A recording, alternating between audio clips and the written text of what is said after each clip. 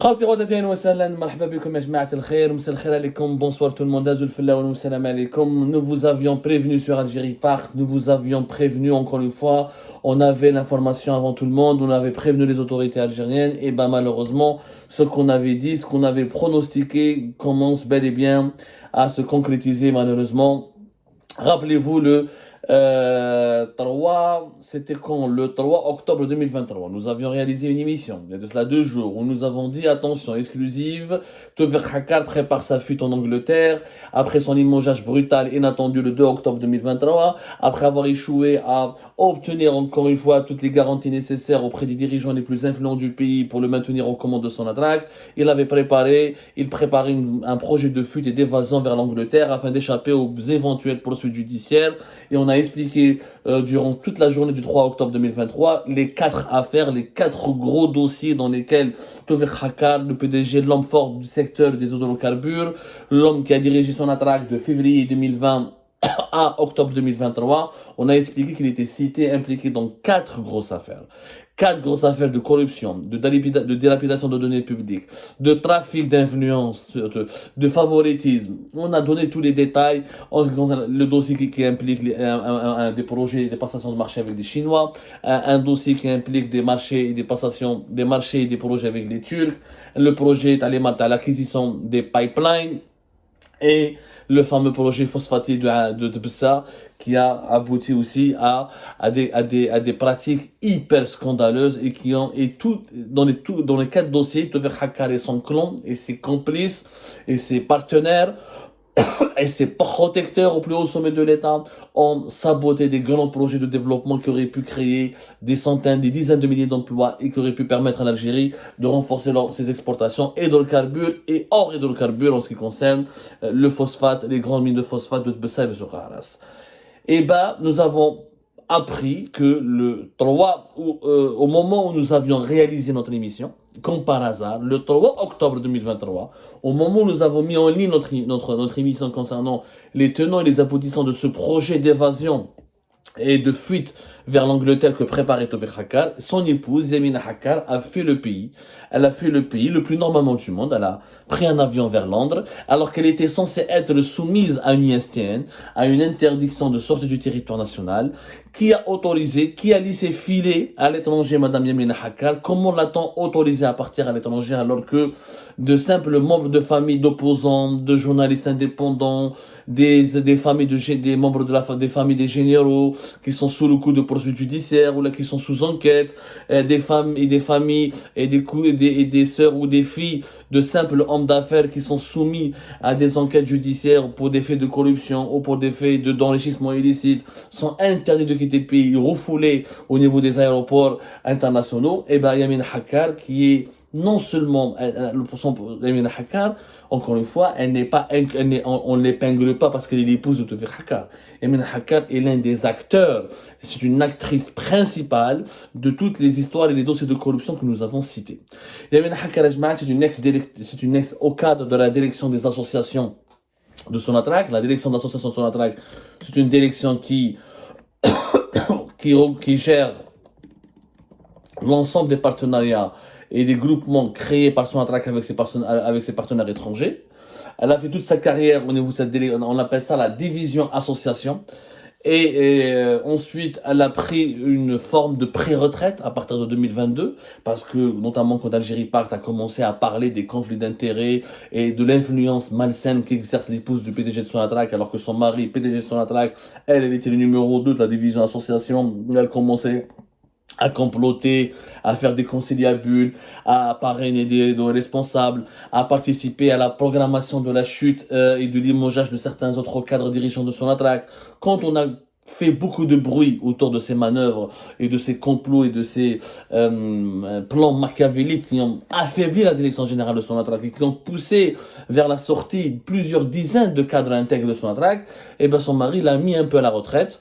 Il l'a mis en retraite, mais il n'était pas à la retraite, il l'a un petit peu obligé il l'a mise en retraite depuis la résidence, depuis le logement de fonction, enfin, la villa de fonction du PDG de Sonatrach à la résidence de Club des Pins.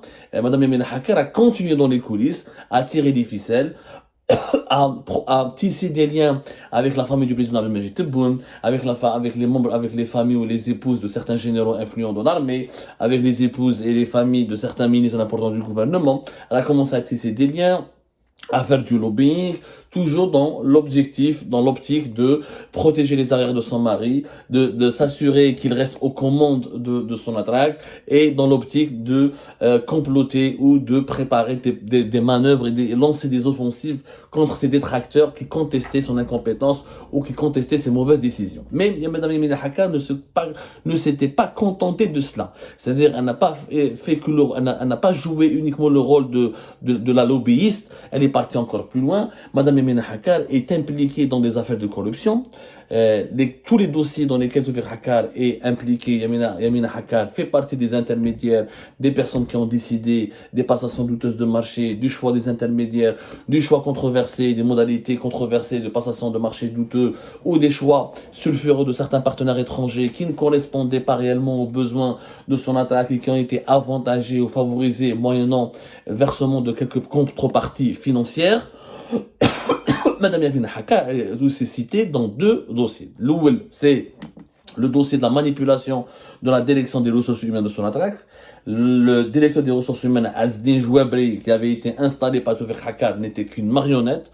La véritable DRH de Sonatrach, c'était Madame Yamina Hakkar. C'était elle la véritable DRH de Sonatrach. Elle a bousillé la carrière de plusieurs cadres. Tous les cadres qui étaient compétents, qui avaient un avenir prometteur, elle les a contrôlés, elle leur a bloqué leur carrière, elle les a harcelés, elle les a emmerdés, des ponctions de salaire, des sanctions disciplinaires, des emmerdements, des placements dans des voies de garage, des mises au placard. Tous les cadres dirigeants qui pouvaient plaire aux autorités, qui pouvaient faire de l'ombre à son mari Tawfiq Hakkar, ou qui pouvaient constituer une menace contre les ambitions carriéristes de son mari Tawfiq Hakkar, ou qui pouvaient constituer un frein, ou qui voulaient, lorsqu'elle avait des informations que certains cadres dirigeants commençaient à contester les mauvaises décisions, et le règne et les dictats de son mari et de son administration, eh ben, elle se vengeait contre eux, elle les mettait au placard, et Azzedine Jouabri, l'actuel directeur des ressources humaines de son attaque, n'était qu'une marionnette. Ou une enquête très simple de la part des services de sécurité ou de la part de n'importe quel magistrat. Il n'a qu'à se déplacer au siège de la direction générale de son attaque pour parler aux travailleurs de son attaque et aux cadres dirigeants de son attaque, où il fait juste un sondage, même pas une enquête. Mais la direction des ressources humaines, elle était fantomatique. C'était Madame Yamina, depuis la résidence, depuis la villa de fonction de Tawfiq Hakkar à Club des Pins, c'était elle qui dirigeait, qui dictait, qui imposait les décisions les plus importantes et les plus sensibles à la direction générale, à la direction des ressources humaines de tout le groupe Sonatrach. C'était un scandale. Il y a eu du clanisme, il y a eu du bniamisme, il y a eu du favoritisme. Tout ce que vous pouvez, en 3 ans, de 2020-2023, des gens ont été exclus. Il y a des Kabyles qui ont été exclus parce qu'ils étaient Kabyles. Il y a des gens, Chaoui, qui ont été recrutés parce qu'ils étaient de Khenchla. Il y a des gens qui ont été recrutés de Soukharat, parce qu'ils sont de Soukharat. Il y a des gens qui, les copines, les fiancés, les petites amies des dirigeants les plus influents du pays, leurs enfants, etc., qui ont été avantagés, des augmentations de salaire, des privilèges sociaux, etc. Et en plus, la mise à mort de plusieurs carrières, de plusieurs cadres dirigeants de son attaque qui étaient compétents et qui étaient conscients que Tawfiq Hakkar était en train de mal manager la compagnie. Et donc, ils ont été malheureusement exclus et mis à l'écart. Et beaucoup d'entre eux, de 2020 à 2023, ont été empêchés d'évoluer correctement dans leur carrière. Deuxième dossier très scandaleux dans lequel Yamina Hakkar est impliquée, c'est pour ça que vous allez comprendre pourquoi elle a pris la fuite le lendemain. Son mari il a été limogé le 2 octobre, il y a le 3 octobre, Londres. Comment elle a pu voyager alors qu'elle était censée être placée sous ISTN? La question reste posée et l'enquête d'Algérie Pass est en train d'être approfondie dans ce domaine-là. Parce que bon, d'autres ressources économiques de la ISTN, elle avait juste une fiche de signalement, etc. Comment se fait-il que elle et son mari, qui sont cités noir sur blanc dans plusieurs dossiers de corruption, on l'a laissé partir à Londres? Va-t-elle revenir maintenant s'il faut que le jour où elle devra comparaître, où elle devra être convoquée par un juge ou la part des magistrats du pôle spécialisé en affaires économiques et financières du tribunal de Sidi Mohamed? J'en doute fort. Madame Yamina Hakkar a eu peur, elle a voulu fuir parce qu'elle a joué un rôle important aussi dans l'attribution des marchés pour la réalisation de plusieurs stations de dessalement de l'eau de mer. Rappelez-vous que l'Algérie avait bloqué à l'époque de Tebboune de 2020-2021 les 5 plus grands importants projets de dessalement de l'eau de mer parce qu'ils allaient coûter plus de 2 milliards de dollars Abdelmajid Tebboune, Toufiq Hakka, la direction générale de Sonatrach, l'ont induit en erreur. Ils lui ont dit on n'a pas besoin de ces stations de dessalement d'eau de mer. On peut ne pas les faire maintenant, on peut économiser de l'argent là-dessus et on va lancer que des petits projets pour gérer un petit peu les problèmes de pénurie de l'eau potable. L'été 2022 et 2021 ont démontré les conséquences, ont démontré la mauvaise foi, l'ampleur dramatique de ces mauvaises décisions, parce que la sécheresse, les effets catastrophiques du réchauffement climatique, la baisse du niveau de nos barrages, le mauvais entretien et le manque de maintenance, le manque et les défaillances dans les procédures de maintenance des grandes stations de dessalement d'eau de mer déjà construites à l'époque de Bouteflika et présentes sur le territoire national ont aggravé le fléau de la pénurie de l'eau potable et du coup la filiale de Sonatrach qui était chargée de la gestion de ce volet stratégique du pays qui est AEC, on en a déjà parlé, Algerian Energy Company qui est une filiale 100% de Sonatrach et qui faisait l'objet d'ailleurs d'une emprise particulièrement intense de la part du clan Hakkar, a été obligé à partir de 2022 d'accélérer la cadence pour construire en toute urgence des stations de dessalement de l'eau de mer. Comme les grandes stations, il leur faut 2-3 ans, au moins, voire même 4 ans pour les finaliser, et la direction générale de Sonatrach a proposé à la présidence à l'époque de lancer des petites stations de dessalement de mer. C'est des stations de quartier, qui met la station de dessalement de mer, comment ça s'appelle, t'as Bateau Cassé, fait Alger, la station de dessalement de l'eau de mer, t'as Corso, la station de dessalement, t'as Corso في Boumerdès, t'as Zeralda, t'as Fouka, t'as Wahda Diraha في Zeralda. Ils ont fait des petites stations de dessalement, par exemple, fait Alger, 3 stations de dessalement de l'eau de mer ont été construites pour une capacité de 70 000 mètres cubes par jour. C'est une capacité très, vraiment minimale. C'est le strict minimum, c'est à peine de quoi donner, de quoi approvisionner en eau potable certains quartiers populaires fait Alger, ni plus. Ça ne peut pas permettre à une capitale, à une grande ville de 300 000, de 400 000 habitants d'avoir de l'eau potable. Ce n'est pas possible. Les véritables stations dans l'Algérie de dessalement de l'eau de mer, dont les véritables stations de dessalement d'eau de mer dont l'Algérie avait besoin, c'est des stations de 200 000, 300 000 mètres cubes par jour, voire même de 500 000 mètres cubes par jour, comme c'était le projet à la station de Maqta' fi Wahran, qui devrait être augmenté jusqu'à 500 000 mètres cubes par jour, alors que sa capacité initiale était de 300 000 mètres cubes par jour. Les projets de dessalement de l'eau de mer, notamment le projet à Oran, à la station de dessalement à Cap Blanc, qui a été dont le coup d'envoi avait été donné par Abdelmajid Tebboune en 2022, le 5 juillet 2022, en marge de sa visite à Oran, bien avant juillet 2022. C'était lors de le coup d'envoi des Jeux méditerranéens. C'est une station de dessalement d'eau de mer avec une capacité de 300 000 mètres cubes par jour. Elle est importante. Madame Yamina Hakkar, c'est elle et son mari qui ont imaginé un plan machiavélique pour voler, détourner de l'argent. Ils ont fait croire à Abdelmajid Tebboune que ces stations peuvent être construites par des sociétés nationales, qui sont des filiales de Sonatrach, GCB ou je sais pas quoi. C'est des sociétés filiales de Sonatrach qui sont spécialisées dans le génie civil, dans les travaux tout corps d'État, dans le BTP. Sauf que les équipements de ces stations de dessalement de mer, leur entretien, l'installation de ces équipements, l'ingénierie, les études de faisabilité, les études techniques et les formations nécessaires pour gérer ces stations de dessalement d'eau de mer ne pouvaient être assurées que par ces prestations ne pouvaient être assurées que par des sociétés étrangères. هما واش داروا شوفوا le plan machiavélique قلت لكم ايش مع هادو le clan Hakkar c'est pire que Chekib Khalil. C'est Chekib Khalil fois 1000. Ils ont donc tous les projets,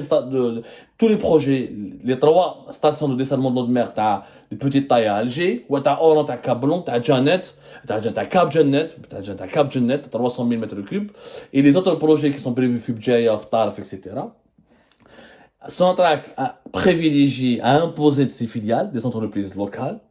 Ensuite, les entreprises locales ont été obligées de choisir des sous-traitants étrangers. Sauf que comme Sonatrach a donné de gré à gré à les entreprises locales, il n'y a pas eu d'appel d'offres national ni d'appel d'offres international. De toute façon, Sonatrach a donné ses propres filiales. Il n'y a pas, mis à part Consider et certains filiales de Sonatrach, il n'y a pas de grande entreprise étatique algérienne capable de construire de grands édifices ou de grands ouvrages d'art.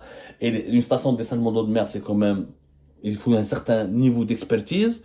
Et comme les filiales de Sonatrach ont eu le marché de gré à gré, ils ont été autorisés par la direction générale de Sonatrach, qui est la maison mère, et dont le pouvoir a été monopolisé par le clan Hakkar, à choisir des sous-traitants étrangers pour la livraison des équipements et des installations industrielles de la station de dessalement de l'eau de mer, l'entretien et les travaux et les études d'ingénierie et les travaux d'ingénierie.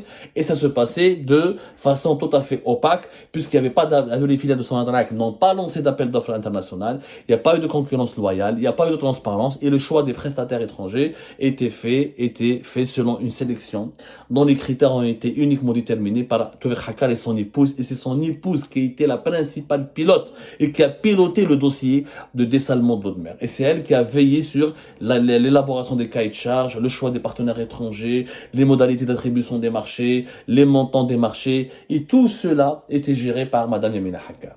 C'est pour cette raison qu'une fois que son mari est tombé, elle a eu énormément peur et elle a compris que c'est bon, c'était fini, l'impunité avait un temps, et le temps de l'impunité était révolu, et c'est pour cette raison qu'elle ne voulait pas rester sur le territoire national, et c'est pour cette raison qu'elle est partie, elle s'est enfuie rapidement à Londres pour résider à Londres. Je vous avais déjà dit que les Hakkar ont commencé à faire leurs papiers à Londres, en Angleterre, ont commencé à acquérir des résidences immobilières à Londres, en guise pour préparer leur exil doré en Angleterre. L'exil doré en Angleterre a visiblement bel et bien commencé pour Madame Yamina Hakkar. Est-ce que les autorités algériennes maintenant vont aller jusqu'au bout de cette purge en inculpant officiellement les Hakkar pour corruption, trafic d'influence, favoritisme, enrichissement illicite? Et est-ce que un mandat d'arrêt international sera lancé contre elle? Est-ce que les autorités algériennes vont essayer de l'obliger à comparaître devant un tribunal algérien? Le suspense est encore à son comble et Algérie poursuit son enquête. À plus tard, Rachma'a, pour d'autres révélations.